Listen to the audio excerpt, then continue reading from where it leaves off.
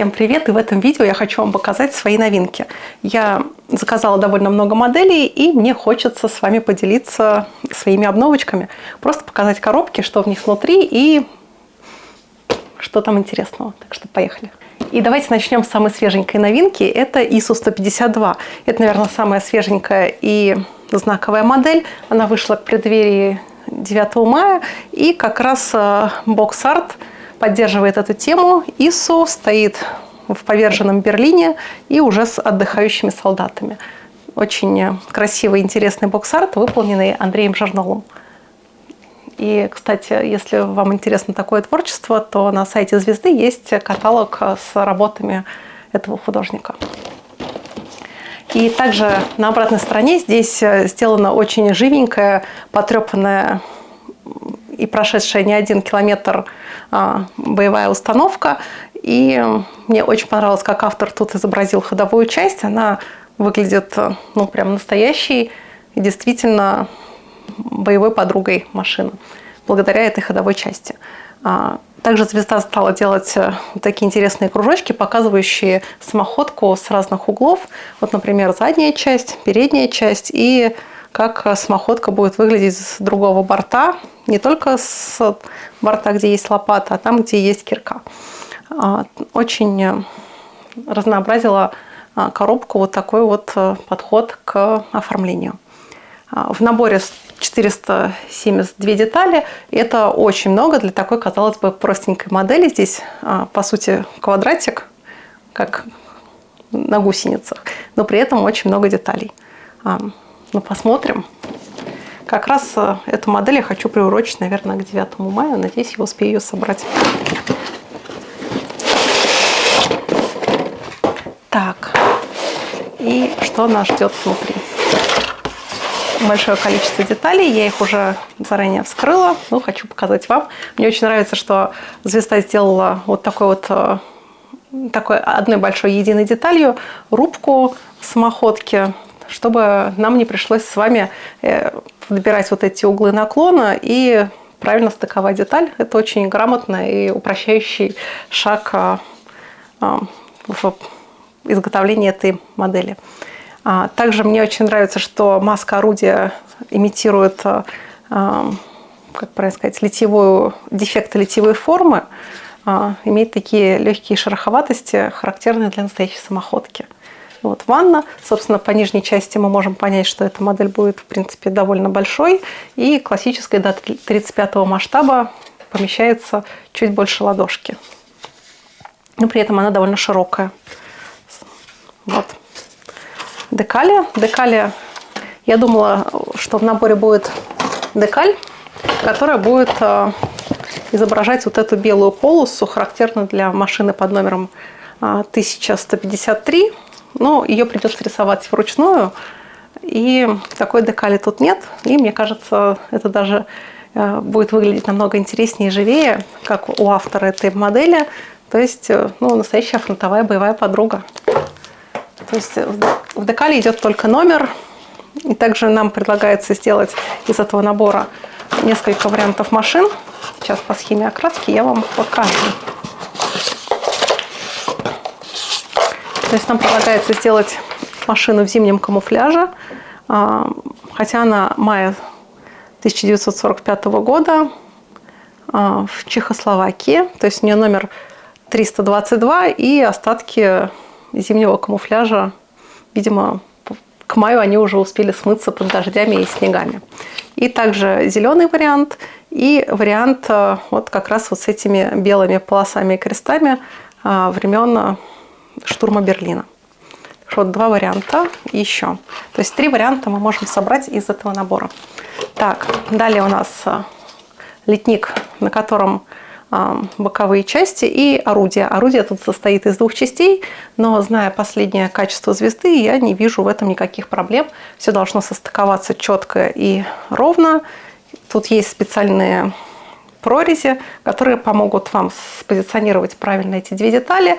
Если уж образуется небольшой дефект, его легко, я думаю, будет исправить наждачкой, несколькими движениями, и все. Даже шпаклевка вам точно тут не понадобится. Очень здорово.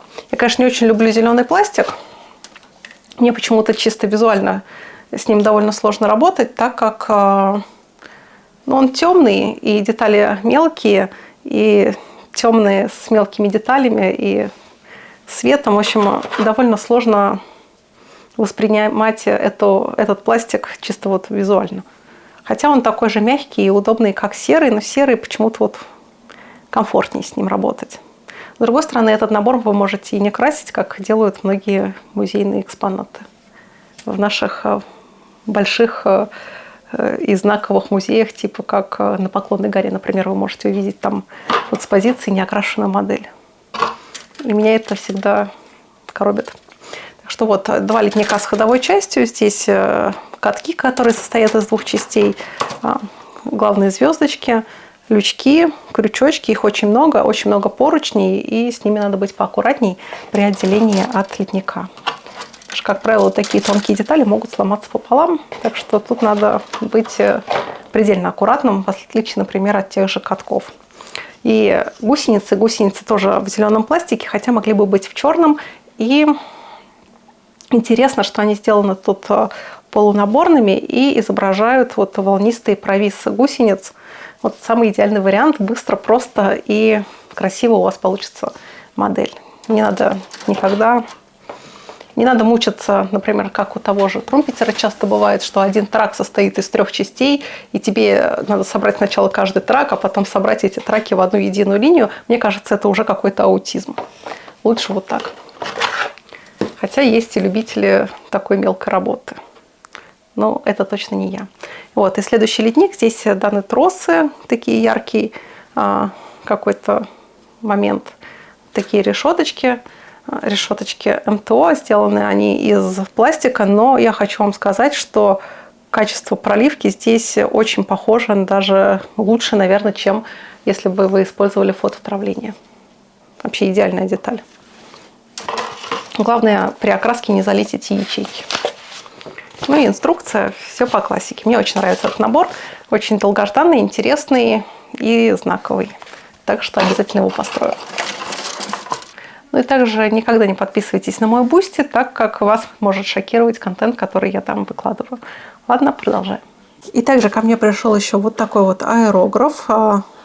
Аэрограф Mobius 03. И говорят, что это какая-то копия Иваты. Не знаю, я его немножко попробовала. И пока не знаю, что точно сказать. В тестовую эксплуатацию он у меня. Но он, конечно, выглядит поинтереснее, чем от Machete аэрографа.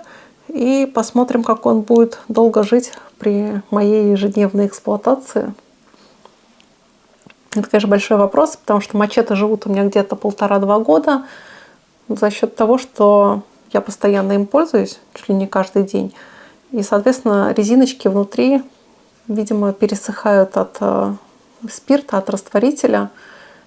И посмотрим, сколько будет жить этот аэрограф. Но по тактильным ощущениям он поприятнее, чем Machete. Посмотрим, попробуем. Не могу вам точно сказать, насколько он лучше или хуже. Ну и следующая новиночка, новинка этого года, это продолжение линейки танков Т-62 от Звезды. Это танк Т-62М. Отличает его от предыдущих, то есть у Звезды уже, наверное, 2 года назад выходил просто Т-62, а Т-62 модифицированный с таким пулеметом крупным.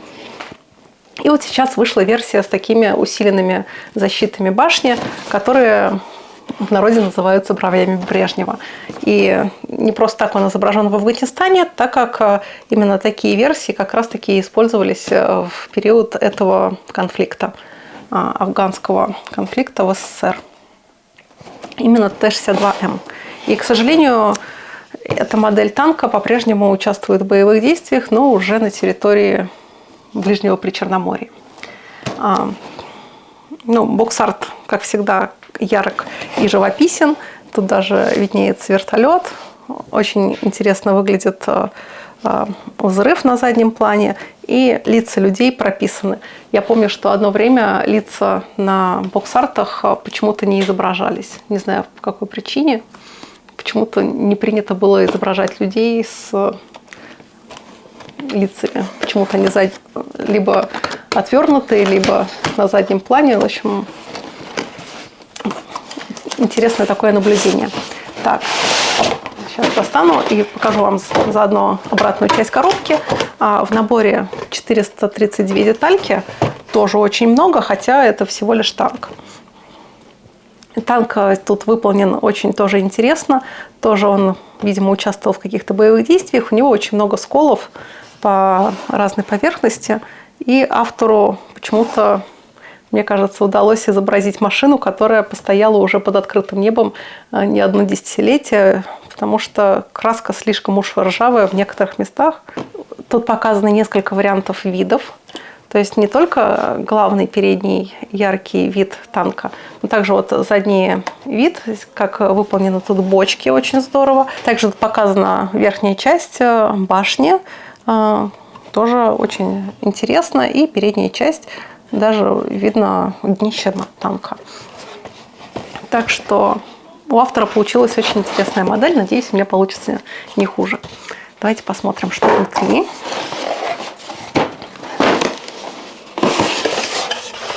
А внутри детали из серого пластика, литник с боковинками главной ванны танка, также вот нижняя его часть, верхняя часть. То есть танк тоже будет довольно большой. Башня, скрутки с хорошим рельефом, очень натурально выглядят складочки. И на башне есть эффект литья, такие зазубренные и неровности, характерные для именно танков Т-62М. Орудие состоит из двух половин, это плюс и минус. Но я не вижу в этом сильных минусов и необходимости ставить какой-то автомаркет. Все равно на вашей готовой модели никто никогда не увидит разницы. Особенно, когда модель вышла, например, у «Звезды» совсем недавно. Может быть, были бы вопросы, если бы этот набор выпустили 15 лет назад. Но сейчас я не вижу смысла вообще тратиться на автомаркет. Соответственно, вот элементы траков, некоторые элементы ходовой части. Вот сами катки очень массивные и крупные. Их будет очень легко окрашивать. Вот этот вот обод кисточкой, не знаю, прям в одно движение. Тут все легко и просто. И также в наборе идут вот такие полунаборные гусеницы. Самый классный, идеальный вариант. Не знаю, «Звезда», мы в этом плане очень молодцы. Траки выполнены очень живо, интересно и с хорошей фактурой. Так что с ними будет очень легко работать. И, собственно, все. «Звезда» нам предлагает сделать два варианта, даже три. Сирийский вариант танка Т-62М, соответственно, вариант конфликта в Афганистане. И это что у нас за вариант? Тоже афганский вариант. То есть два афганских варианта и один сирийский. Почему не сделать его современным? Наверное, я все-таки сделаю его современным.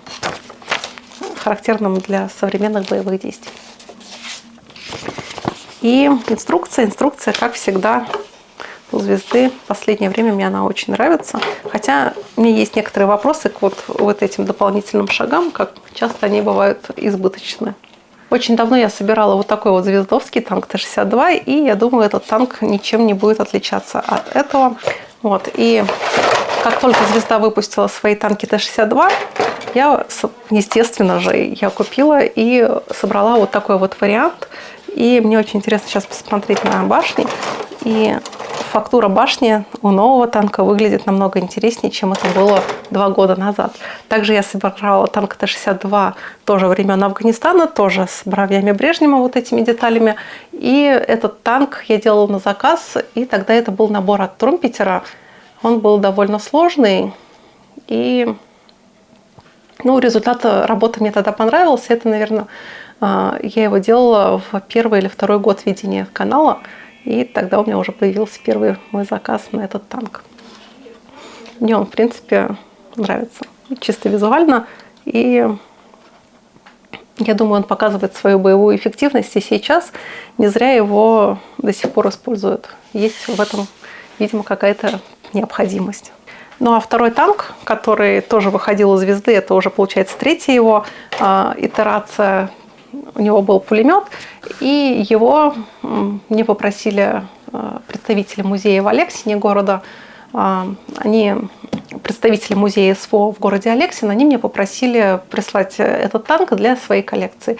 Я, конечно же, не отказала, и его вы можете лицезреть именно там, на экспозиции музея. И там же, кстати, у них, не знаю, в этом же музее или нет, но я им отправляла еще и «Леопард», танк «Леопард», современный «Леопард» в ливреи НАТО с крестами Бундесвера и также крестами вермахта. Так что этот танк находится сейчас там. И также у меня пришел на обзор вот такой вот наборчик. Это фасад магазина «Магнит» в 43-м масштабе. И он сделан из фанерки такой. Хотя нет, даже не фанера, это прессованный картон. Очень, как высокопрочный картон. Соответственно, инструкция. Также вы можете перейти в группу ВК, и, я так понимаю, там будет более расширенный ассортимент представлен, и, может быть, даже и более масштабная инструкция. И в итоге у нас должна получиться вот такая фигура, такой ансамбль, который показывает фасад магазина «Магнит» в современном его варианте. Конечно, интереснее, наверное, было бы собрать какую-нибудь пятерочку. Например, очень завирусилась пятерочка из Суджи. И это такой знаковый магазин, который пострадал и затем был освобожден. Так что давайте посмотрим, что в этом наборе.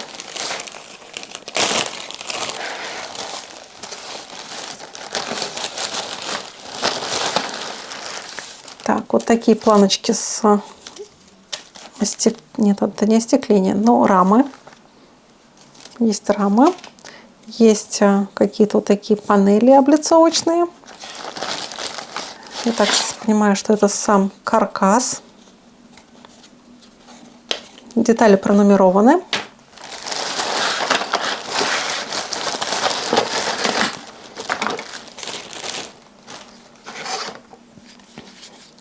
На вот такие какие-то ребра жесткости. Да, тут также в наборе. В общем, тут нужно смотреть по инструкции, что это собирается.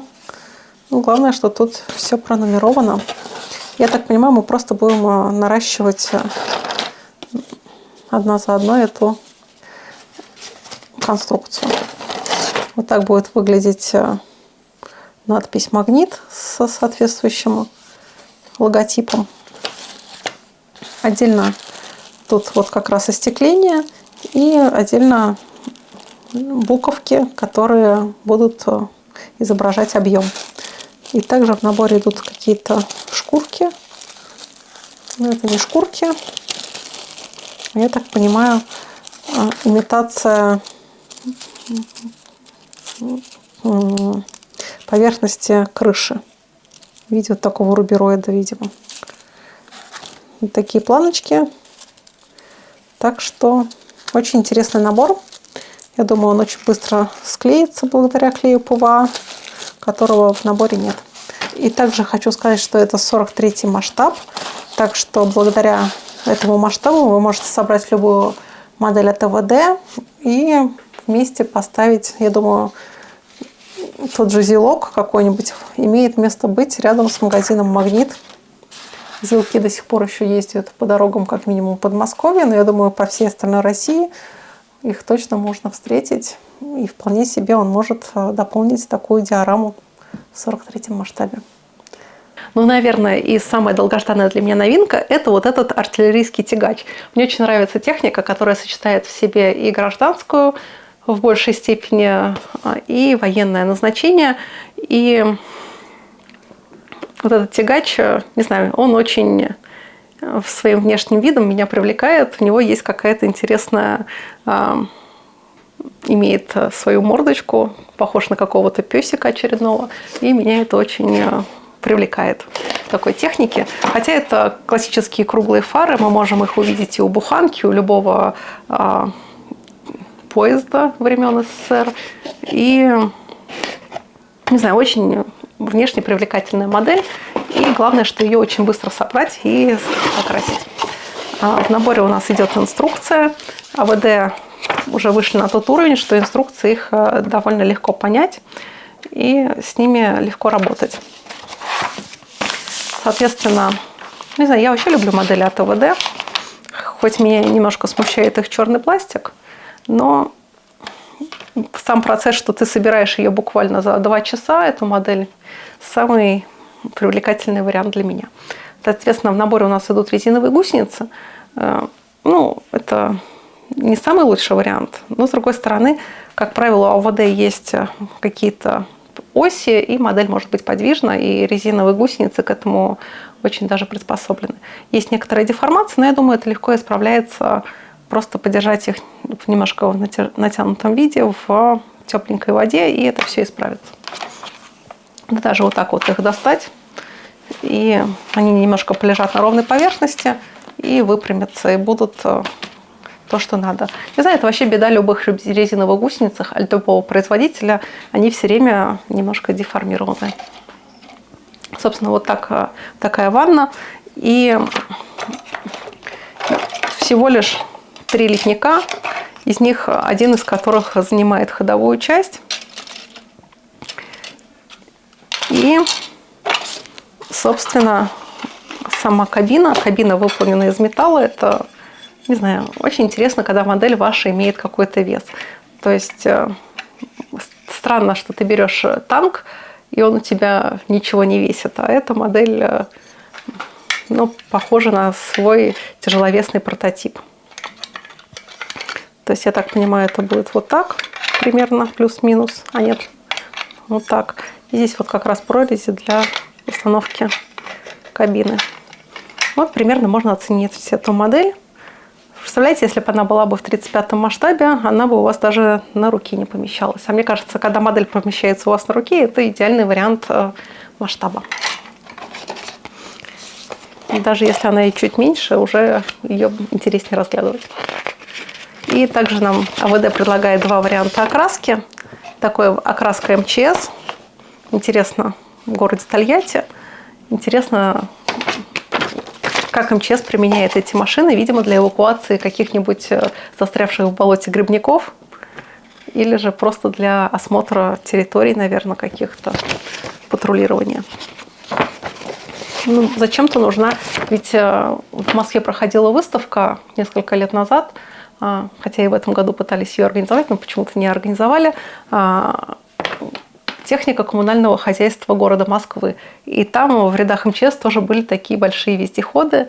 И я думаю, их применяют в какой-нибудь новой Москве тоже для патрулирования, например, пожароопасных мест в жару и гонять шашлычников в лесах. Наверное, так.